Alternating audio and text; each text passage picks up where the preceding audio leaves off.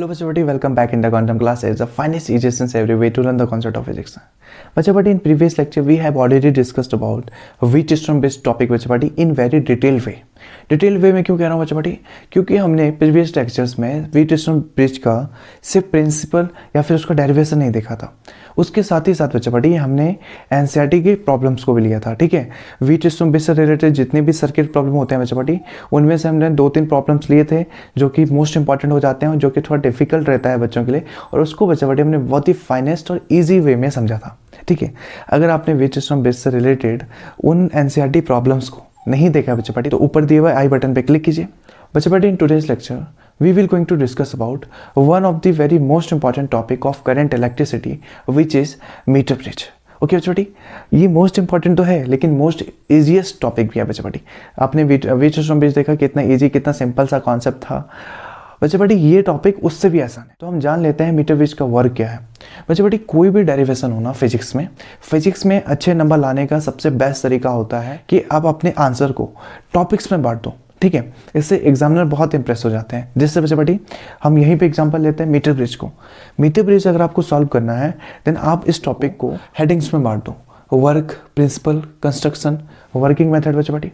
ठीक है, देखो होगा क्या ना, इससे बाकी के बच्चे भी यही लिखेंगे लेकिन वो हेडिंग्स में नहीं लिखेंगे, और बच्चे बड़ी जो हेडिंग होता है वो एग्जामिनर के दिमाग में पहले हाईलाइट होता है। बच्चे बड़ी फिजिक्स में सबसे बेस्ट मार्क्स लाने का तरीका यही होता है कि आप अपने आंसर को औरों से, जो अदर स्टूडेंट्स हैं उनसे थोड़ा हट करके लिखो।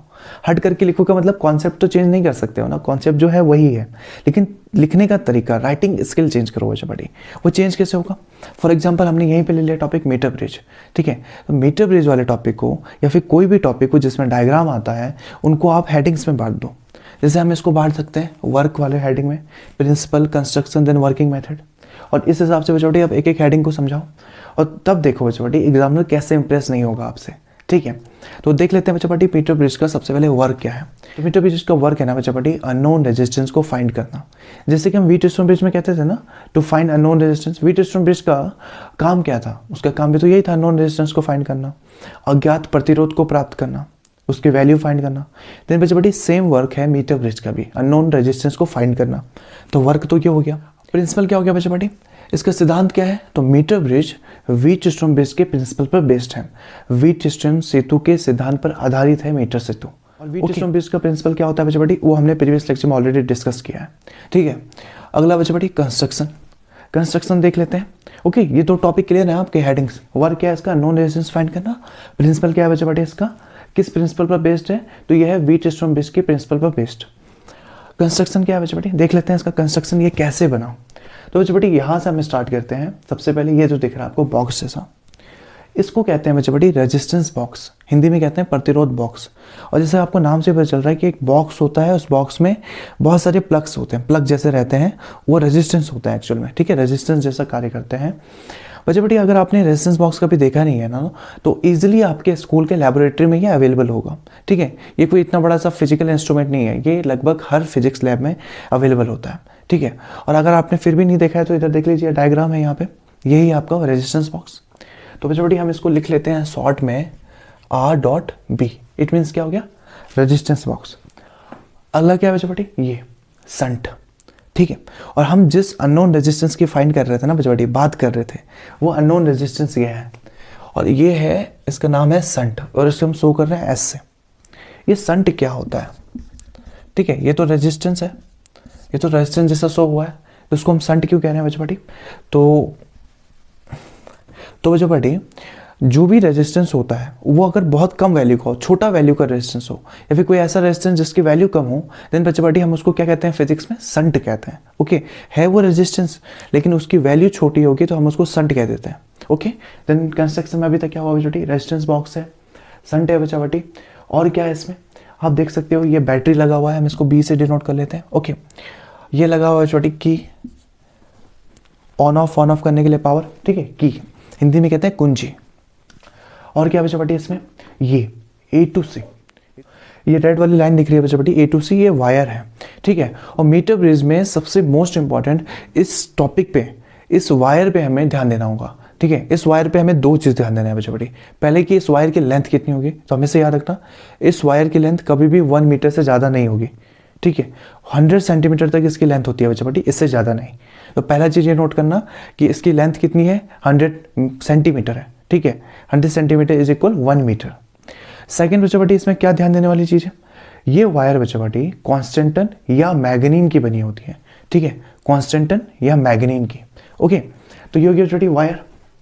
इसके पीछे उसके ऊपर देखो ये मीटर लगा हुआ है, ठीक है, ये मीटर स्केल लगा हुआ है बच्चा पार्टी, देख सकते हो 10 से लेकर 100 सेंटीमीटर तक गया है। ये शो कर रहा है बच्चा पार्टी कि इस वायर की लेंथ कितनी है, 100 सेंटीमीटर है।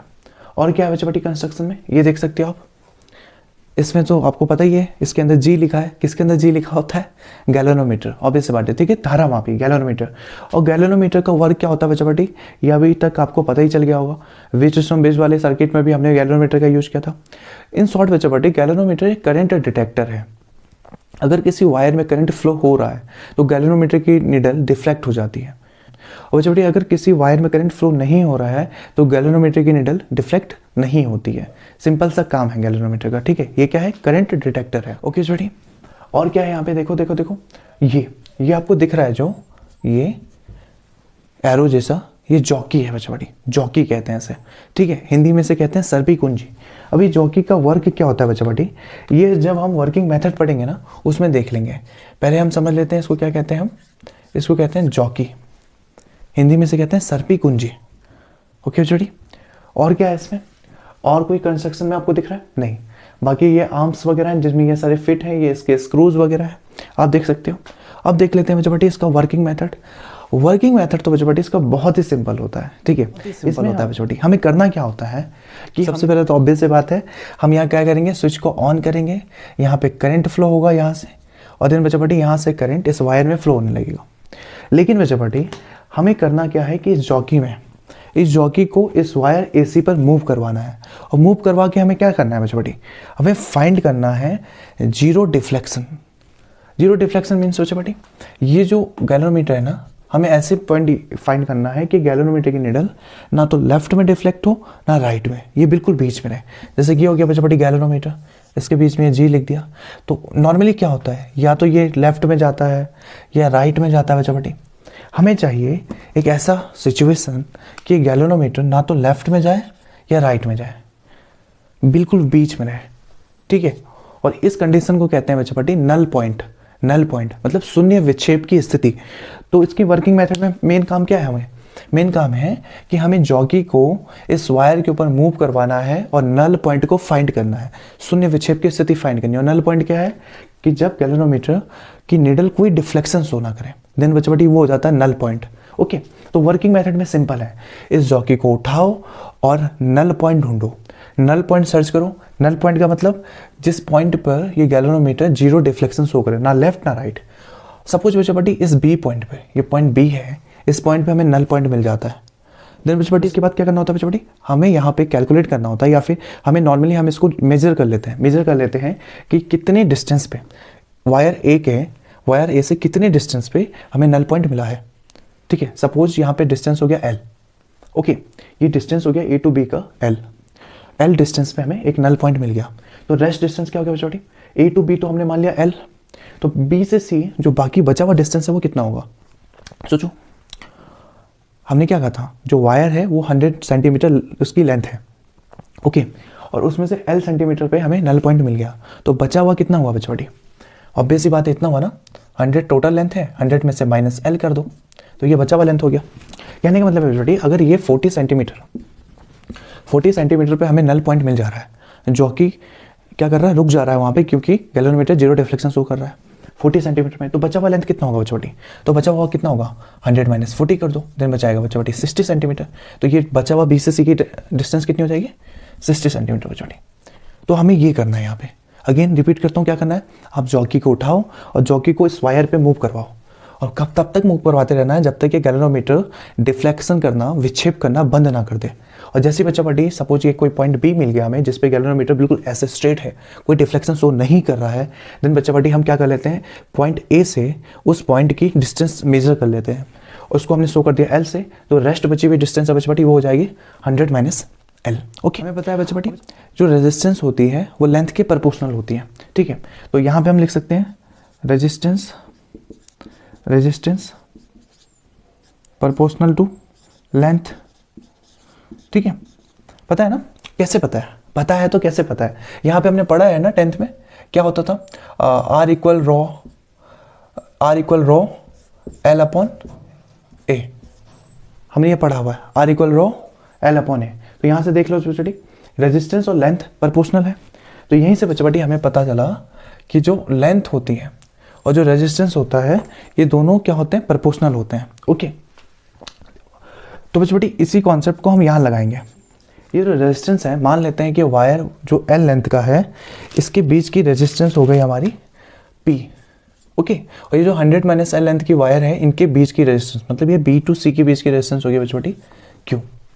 ओके, देन इसी को यहाँ पुट करो, रेजिस्टेंस है P, तो यहाँ पे हम रेजिस्टेंस की जगह लिख सकते हैं बच्चों P, और P प्रोपोर्शनल क्या होता है बच्चों, लेंथ। लेंथ कितनी है? अगर रेजिस्टेंस P है तो रेजिस्टेंस P वाले की लेंथ कितनी है, L। सेम इसी तरह से बच्चों रेजिस्टेंस Q है, Q रेजिस्टेंस की लेंथ कितनी है, किस वायर की रेजिस्टेंस है, Q 100 माइनस एल सेंटीमीटर वाले की, तो रेजिस्टेंस हो गया बच्चों Q, और Q प्रोपोर्शनल कितना हो गया, 100 माइनस एल सेंटीमीटर। क्लियर? अब क्या कर लेना है बच्चों, हमें इसकी रेशियो ले लेना है। हमें पता है ना ये व्हीटस्टोन ब्रिज के प्रिंसिपल पर बेस्ड है, और व्हीटस्टोन ब्रिज क्या होता है बच्चों, हमने देखा हुआ है P upon Q equal R upon S होता है। ठीक है, ये R अपॉन S क्या है, R ये रहा रेजिस्टेंस बॉक्स, ये R है, और ये हो गया S। पहले तो बच्चों हमें S फाइंड करना है। ठीक है, कहा था ना इसका क्या काम है, अज्ञात प्रतिरोध ज्ञात करना, अननोन रेजिस्टेंस फाइंड करना, S की वैल्यू फाइंड करनी है, और कैसे फाइंड करनी है उसका तरीका हम देख रहे हैं। तो पहले हमने P निकाला, देन Q निकाला, क्योंकि हमें पता है P अपन Q चाहिए, इसलिए बच्चों हम क्या कर लेते हैं, P और Q को रेशियो में ले लेते हैं। तो क्या हो जाएगा बच्चों यहाँ पे, अगर आप P अपन Q करो तो ये हो जाएगा बच्चों P, ऊपर क्या है L, P के साथ L है प्रोपोर्शनल में, और Q के साथ क्या है बच्चों, ये हो गया 100 माइनस L, तो ये आ गया P अपन Q। ओके, और क्योंकि व्हीटस्टोन ब्रिज के प्रिंसिपल पर बेस्ड है तो यहाँ पे हम लिख सकते हैं बच्चों फ्रॉम व्हीटस्टोन ब्रिज, शॉर्ट में W भी लिख देता हूँ, वेस्ट बंगाल नहीं, व्हीटस्टोन ब्रिज। ठीक है, इसका मतलब है from Wheatstone bridge principal. Okay, Wheatstone bridge के प्रिंसिपल से बच्चों हमें क्या पता चलता है, P अपन Q इक्वल कितना होता है, P अपन Q इक्वल होता है R अपन S के। ओके, और बच्चों P अपन Q कितना है, यहाँ हम देख रहे हैं P अपन Q कितना है, ये है ऐसा, P अपन Q इक्वल है, यहाँ देखो कितना है, L upon 100 minus L. Okay, P अपन Q इतना है, और P अपन Q के आल्सो इक्वल कौन है, R अपन S, तो इसके इक्वल हो जाएगा बच्चों R अपन S। अननोन रेजिस्टेंस हमें किसे माना हुआ है, S को माना हुआ है, मतलब हमें S की वैल्यू फाइंड करनी है। देन बच्चों इजीली हो सकता है P अपन Q बराबर L अपन 100 माइनस एल है, इक्वल R अपन S है।